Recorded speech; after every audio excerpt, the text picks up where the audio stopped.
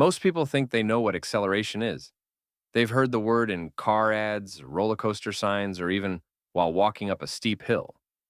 But what if that idea you have, the one you're sure is right, actually causes you to get basic physics problems wrong? What if you could move faster but still not be accelerating? And what if this one concept is the reason many people fail motion-related questions?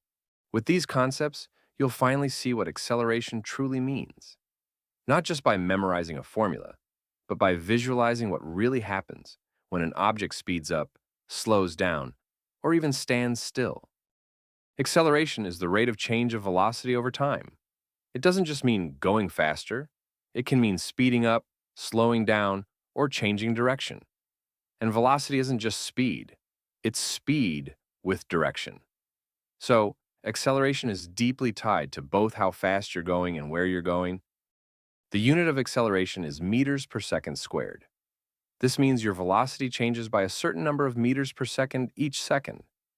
A common mistake is confusing constant speed with constant acceleration.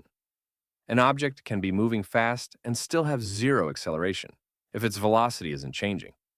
Imagine driving and pressing the gas pedal. Your speed increases. You're accelerating. Now picture taking your foot off the gas. Your car slows down, but that's still acceleration. In both cases, your velocity is changing. Sample problems. A car speeds up from 10 meters per second to 30 meters per second in just 4 seconds. How fast is it accelerating? To find acceleration, we use the formula, change in velocity divided by time.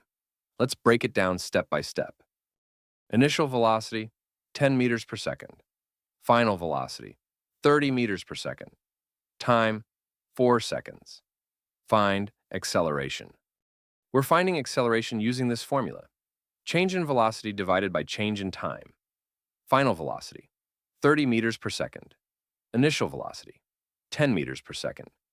So, change in velocity is 20. Time is 4 seconds. So we write a equals 20 divided by 4. That gives a equals 5 meters per second squared. A cyclist slows down from 15 meters per second to 5 meters per second in 2 seconds. Let's calculate the acceleration. Final velocity, 5. Initial velocity, 15. So the change in velocity is 5 minus 15, which gives negative 10 meters per second. Time is 2 seconds. So we write a equals negative 10 divided by 2. That gives a equals negative 5 meters per second squared. This is still acceleration, just negative. Most people think acceleration is just about speeding up, but now you've seen it's about how velocity changes, in any direction, at any pace. The thing is, velocity is only as accurate as the displacement behind it. And there's something about displacement that quietly misleads almost everyone. If you're ready to uncover that piece, check out this video.